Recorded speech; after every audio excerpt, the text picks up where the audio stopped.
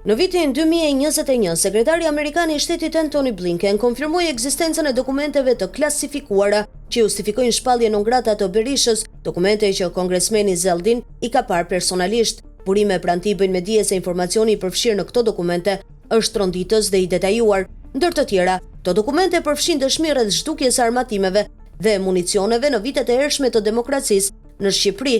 Në dokumente thuhet se një zyrtar I lartë I Ministrisë së Mbrojtjes me inicialet MG, I cili fillimisht kishte qenë shefi I armatimit në një rreth periferik, u emërua në vitin 1992 si shefi I armatimit në rang kombëtar. Për disa muaj, ndodhi një zhvendosje masive dhe dyshimte e municioneve dhe armatimeve që ai dokumentoi me detaje të sakta dhe ja dorëzoi këto shënime strukturave të larta shtetërore. Menjëherë pas kësaj, ai u shkarkua dhe u cilësua si I çmendur. Pak vite më vonë, ai ndorroi jetë në rrethana të dyshimta duke nxitur dyshime për përdorim ilaçesh të rrezikshme. Gjithashtu, këshilltari amerikan I Ministrisë së Mbrojtjes në atë periudhë, Danny Lane, ka botuar dëshmitë e tij në një libër ku e përshkruan përplasjen rreth armatimeve gjatë viteve 94-95, por periudha më e errët dhe më e rëndë e zhdukjes së armatimeve rezulton të jetë gjatë viteve 92-93, detaje të cilat këshilltarët e Berishës duket se kanë shumë interes të mbajnë larg një procesi gjyqësor në SBA që mund të zbulojë fakte të rënda.